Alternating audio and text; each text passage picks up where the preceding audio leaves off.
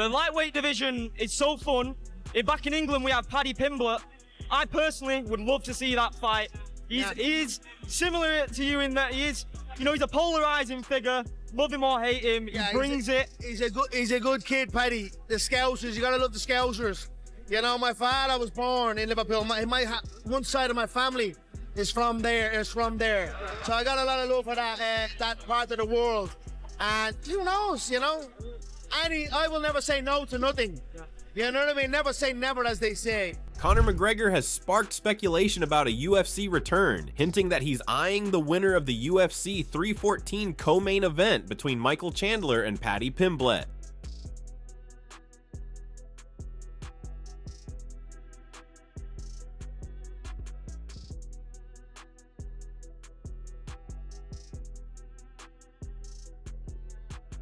Conor McGregor has been absent from the UFC since 2021, when he suffered a brutal leg break during his trilogy bout against Dustin Poirier. Since then, he shifted his focus outside the octagon, becoming involved in combat sports in a different capacity. McGregor has notably taken on a promotional role as co-owner of the Bare Knuckle Fighting Championship, frequently appearing at events and hyping up the promotion. More recently, he surprised fans by hinting at the possibility of retiring from MMA altogether. Expressing satisfaction with everything he's accomplished in his career, the Irishman suggested that his future ambitions might include something as unexpected as running for president of Ireland.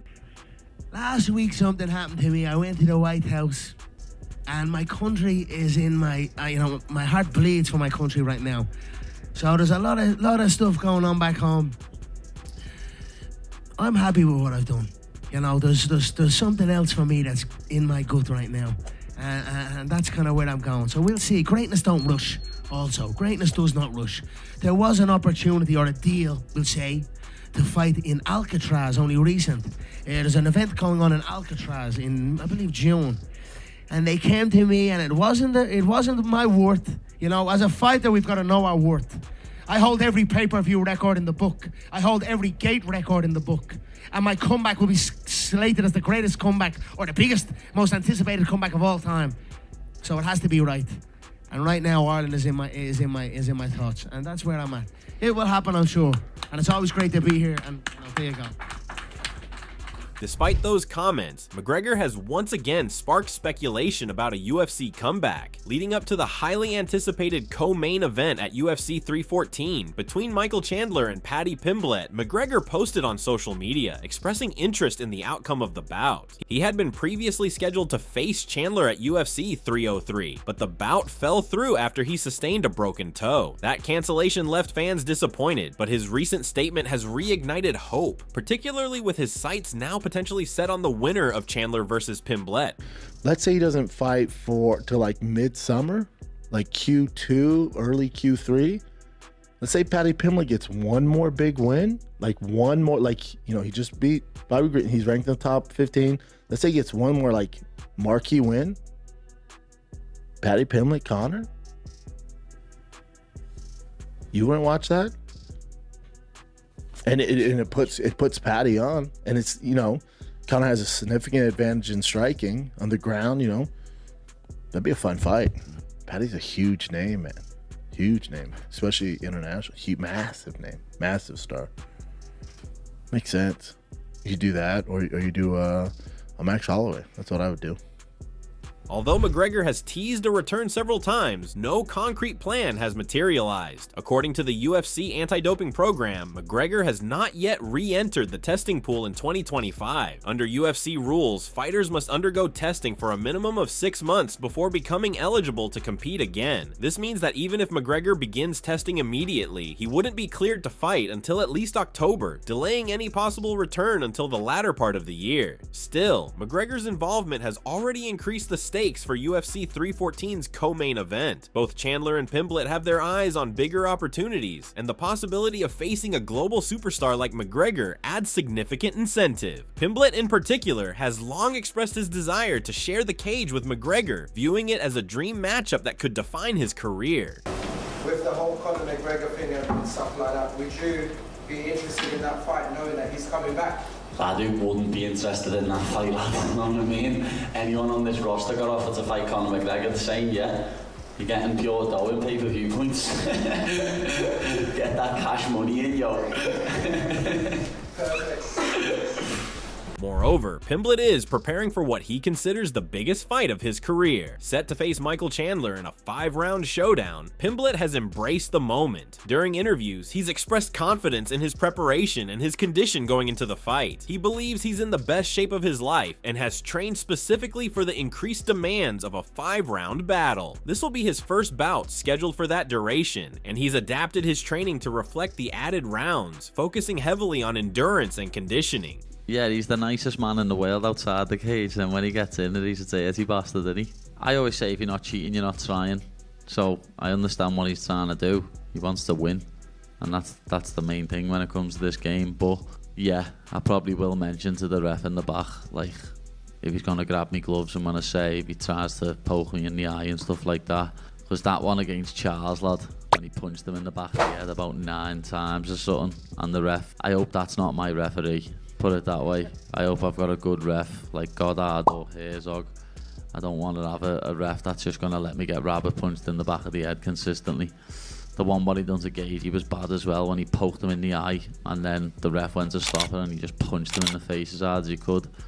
As I say, Chandler's a real nice fella outside the octagon. I've bumped into him yesterday and had a chat with him, but in there he's a very, very dirty man. Despite his usual brash persona, Pimblett has spoken respectfully about Chandler outside the cage, even describing him as a nice fella after seeing him in the hotel prior to fight night. Still, Pimblett made it clear that once the cage door closes, it's all business. He sees this match as a key step on his journey toward a lightweight title shot, emphasizing that he's not just fighting to win, but to make a statement. Pimblett's goal is straightforward. He wants to defeat whoever stands in his way to reach UFC gold. Adding to the intrigue around the fight, top UFC names have begun weighing in with their predictions and analysis. Interim heavyweight champion Tom Aspinall has thrown his full support behind Pimblett. While acknowledging that Pimblett has benefited from favorable matchups in the past, Aspinall believes his countryman is improving significantly and being unfairly overlooked. He noted that many people misjudge Pimblett due to his outlandish behavior, unique fighting style, and appearance, but underneath that exterior lies a rapidly developing fighter. Tom said, "I think he's gonna beat Michael Chandler. I think he's gonna surprise a lot of people. I think Paddy's gonna knock him out. Honestly, I do. I think most people would look at it and think Paddy is gonna get the submission if he wins, but I honestly think Paddy is gonna knock him out." Aspinall pointed to Chandler's past fights, especially his explosive first rounds against elite opponents like Charles Oliveira and Dustin Poirier as examples of the American's power and danger. However, he believes that Chandler's tendency to fade as fights progress will be a key factor.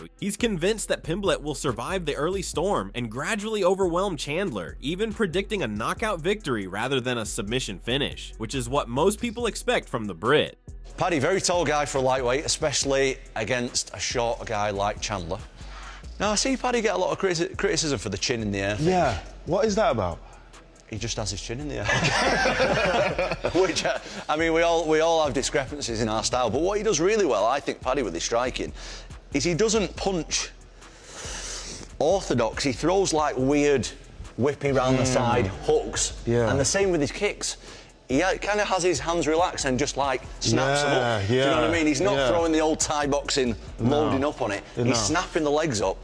And the thing is with Paddy, we won't go too much into it today because I don't want to get slammed. But he's so flexible, so mobile in his hips that as soon as he gets into like a clinching kind of situation, he can throw up them flying triangles. And something else with Paddy as well is he'll throw kicks because he doesn't mind getting taken down. Okay. Do you know, like, he doesn't mind. If someone catches his leg, he's not bothered. Yeah. He's happy to go on his back. Wow. Which is, that's a beautiful spot to be in when you're throwing strikes, you know what I mean? If you're not bothered about getting taken down, it's a great spot to be in. But I think ultimately, Paddy's really difficult to prepare for because he's so unorthodox. Robert Whittaker also offered a breakdown of the matchup. He acknowledged Chandler's elite level experience and praised his athleticism and power. Chandler, despite losing 4 of his last 5 fights, has consistently pushed top-tier fighters to their limits. Whittaker highlighted highlighted Chandler's early dominance against opponents like Dan Hooker and Charles Oliveira, but also pointed out a recurring pattern. According to him, Chandler often starts strong, but loses momentum as the fight drags on, leaving openings for opponents to capitalize. He said, "I definitely think Paddy can win. I think he has a path to victory. I don't know if Paddy has ever come across a guy that is as explosive and as athletic as Michael Chandler. This is the feeling Michael Chandler has given me the last few years. He is so promising. He is so dangerous and strong and really looks like he's about to put the guys he's fighting away, but then something happens and he gasses. He gets tired and he either gets submitted or gets finished." Henry Cejudo echoed similar sentiments, suggesting that fans and analysts may have underestimated Pimblett. He pointed out how Pimblett's grappling has improved and praised his ability to transition effectively, especially referencing his recent performance against Bobby Green. Cejudo even went so far as to call it an upset if Pimblett wins, not because he doubts his ability, but because Chandler's reputation remains strong despite recent setbacks. If he gets the job done, Paddy Pimblett could potentially skip that line and go all the way to the front and potentially be the next title challenger. What do you think, man? Am I crazy, Kush? Whoa. No. I think you are a little. That's a little far-fetched. If Paddy Pimblett gets past Michael Chandler, that does not warrant a title shot. When Charles Oliveira has gotten past Michael Chandler, Justin Gaethje has gotten past Michael Chandler, Dustin Poirier has gotten past Michael Chandler, that does not warrant a title shot. Those are just three names right there. And then you've also got Arman Tsarukyan. You've also, let's not forget, Ilya El Matador Topuria. Cejudo speculated that Pimblett might try to neutralize Chandler's explosiveness by pulling guard or forcing exchanges on the ground. While acknowledging that Chandler remains a dangerous opponent, he believes Pimblett has matured into a well-rounded threat. In his opinion, the UFC has deliberately set this bout for 5 rounds to showcase Pimblett's growing abilities and test his endurance against a high-caliber fighter. Cejudo believes that if Pimblett emerges victorious, it would place him on the cusp of a title shot. He further added, "I do believe that a win over Michael Chandler, could put him in a really good position. He could be one fight away from fighting for the title." As fight night draws near, UFC 314's co-main event promises to deliver action, high stakes, and possibly career-defining moments. With McGregor hinting at a return, Pimblett's rise, Chandler's redemption hopes, and input from champions, all eyes will be on the cage in Miami. Whether it ends in a knockout, a submission, or a 5-round war, the outcome could have major implications, not just for the fighters involved, but for the future landscape of the UFC's lightweight division. So what are your thoughts about this? Do let us know in the comment section below. If you enjoyed this video, make sure to subscribe and check out some of our other videos on the screen right now.